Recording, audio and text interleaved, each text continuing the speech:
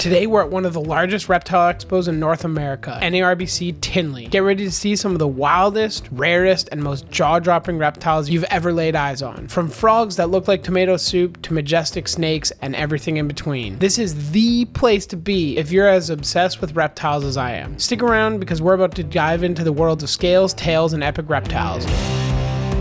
Yeah!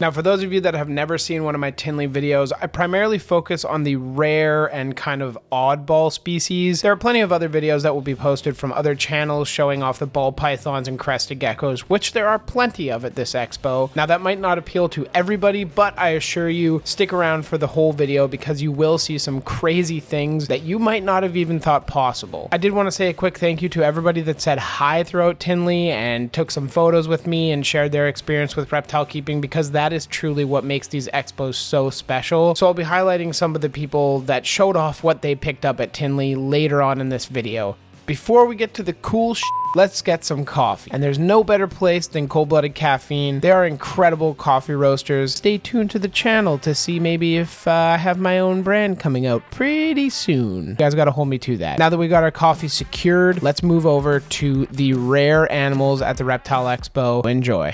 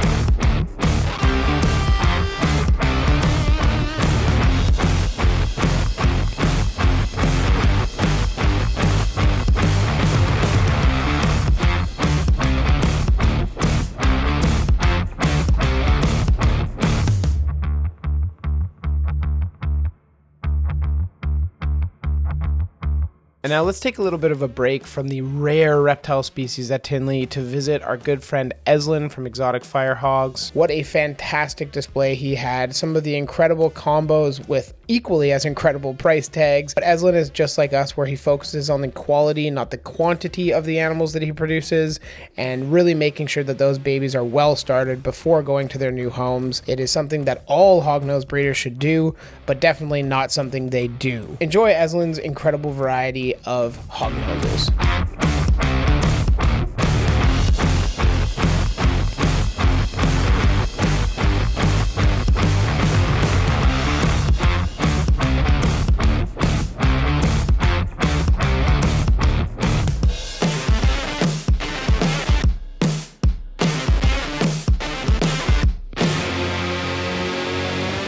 Here we have Samantha, and you picked up, what did you get? I got some rough, thick-toed geckos. Awesome. All the way from Canada. Really? All the way from Canada. Wow. Canada making their appearance. They got the good stuff. We do. Have you had any of this like genus or anything before? I have not. No? The closest thing I might have is a viper geckos. Okay. But these are going to be a first for me, but I love just how thick and like spiky their skin is. Yeah, they're very cool.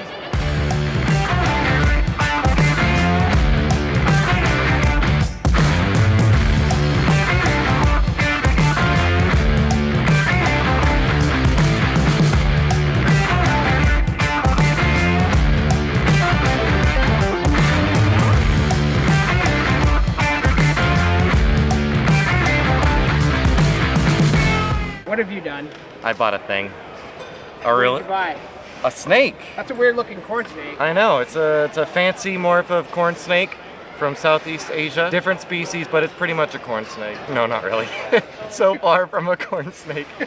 So this is a 100-flower rat snake, Orthriophis mullendorfi. These guys are super cool. They live in limestone caves, similar to like cave-dwelling rat snakes, but they get a little bit bigger. I've read like 8 or 9 feet or something. But yeah, really fun. And I was able to find a female, which is kind of what I've been waiting for. They take like 7 or 8 years to mature. So not a breeding project yet. Maybe in like 6 years I'll look for a male, but right now I am just very happy with this little flower friend.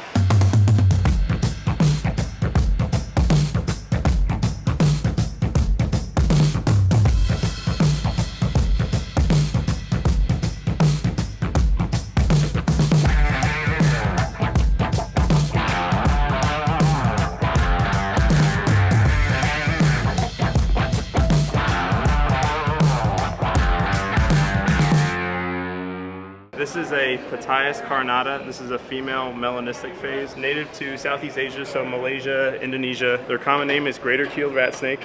They have a wonderful threat display, as you can kind of see her puffing up here. Super active visual hunters, kind of act like Trimarchon that we have here in the United States, where they just overpower their prey. They're not really constrictors. They are ophagus, so they will eat other snakes if they can overpower them and they find them. Oh, I'm stupidly stoked. They do come in on occasion, and they're very female or male heavy when they come in. So getting the chance to get a pair, which I have another male, he's still bagged up. It's just been 4 years in the making. We have Austin. I'm from Indy. Came down, this is my first NARBC. I've been looking at getting some green keelbellies for quite a while. They're just really cool little animals, and I'm excited. Awesome. And then some Stenodactylus because of Dayon. Well, pleasure meeting you. It was great meeting you, finally. Hi there everybody, my name is Emilio Hernandez. I run Nightfall Exotic. Today at Tinley I have picked up a variety of cave geckos. I picked up a trio of Goneirosaurus bawanglingensis. These are the Bawangling cave gecko. These are one of the more popular species in the US trade right now, I would say, besides the Hainanensis. This is another Chinese species. Instead of the black and white with bright red eyes, these guys have those red eyes, but they end up looking a little more like your classic leopard gecko with a nice yellow or orange base with some beautiful banding and speckling. So here we have a male Goneirosaurus araneus. This is a Vietnamese cave gecko. This is one of the larger species. A lot of people think that these guys look a little more like the bent-toed geckos, though I also picked up some Goneirosaurus orientalis. Those are the Japanese caves. Those are the orange and black species with red eyes that a lot of people are increasingly getting really interested in. At Daytona, I was lucky enough to get a pair of the Goneirosaurus kurawai, the kurawai cave geckos, and I was lucky enough to find another female here. Thanks for saying hi. Thank you. Nightfall Exotics on Instagram. Thank you.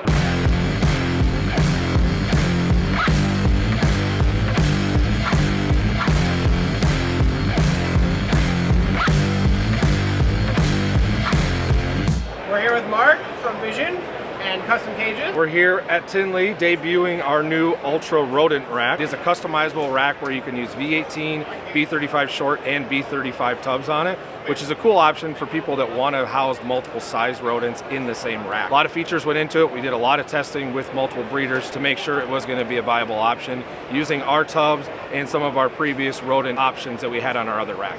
4 different lengths and 3 different heights. Yes, one more taller.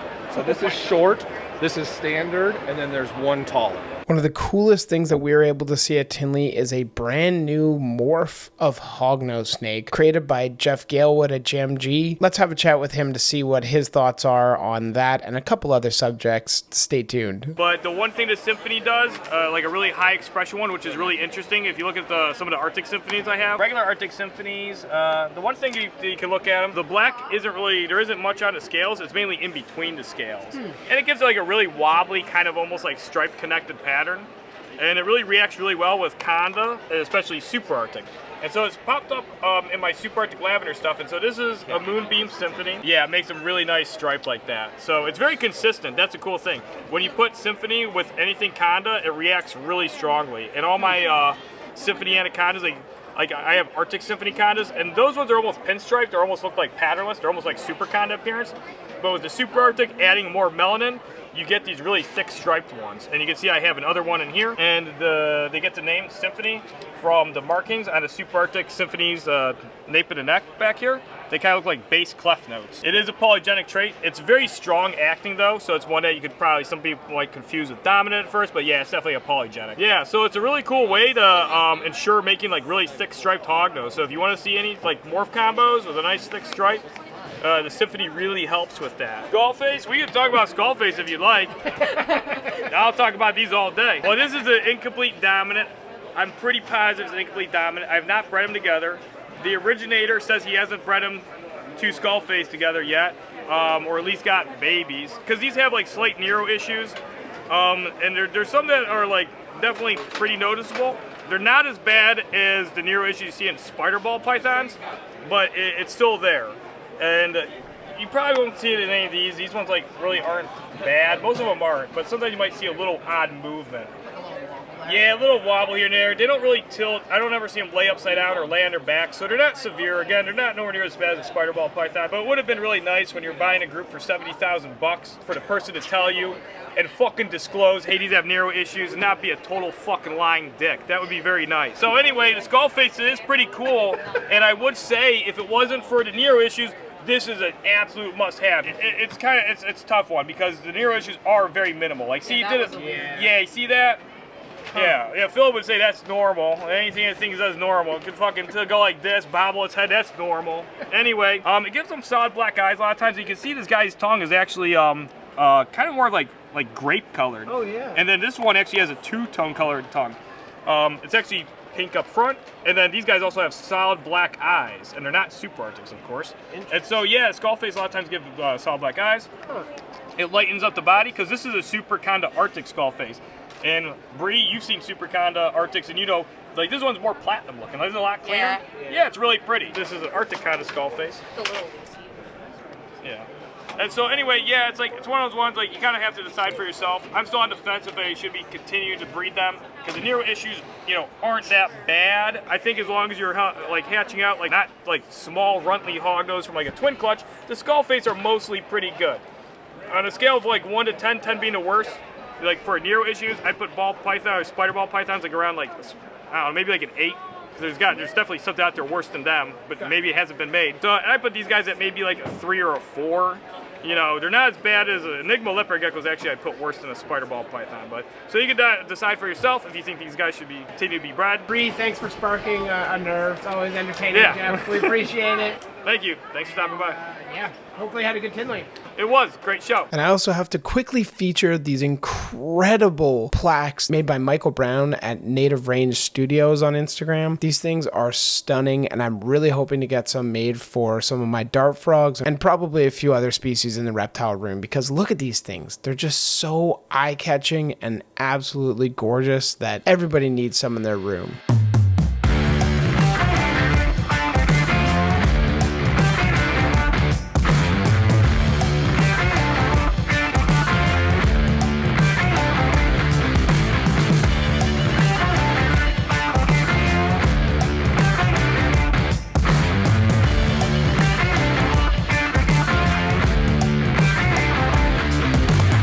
Now, just for a little bit of context on this very unique snake that we have in front of us, this is my good friend Bill Stewart from Badgerland Reptile Rescue, and this is a hybrid corn snake bull snake. I'll let him tell you a little bit more about it. Corn snake head pattern and kind of the corn snake head, but it has that like pituophus, like angry eyebrow. Pretty crazy. But it's not as aggressive of as like slowed down. No, right. Either. It doesn't have that, yes, like the bull snake face.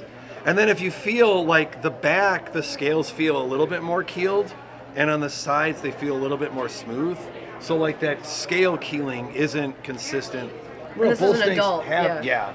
So bull snakes have the keeled scales, but the scales on the sides are more corn snakey smooth. It's a pretty good hybrid of a corn and a bull. I don't know the age. I thought it was a male based on how long this tail is. But McVeigh said it was a female, so when we get it back to the facility, we're going to probe it and I'll see what's up. We named it Cornflake.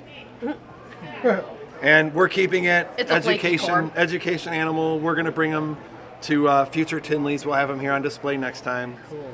Yeah, super cool snake. And now we've come to that point in the video where I'm just going to let some chiller music play in the background while I show you the tables a little bit more in depth and a lot slower. So for those of you guys that want to check out what some of the tables had to offer, this is the perfect opportunity. And for those of you that are tuning out now, thanks for watching, and we'll catch you in the next one.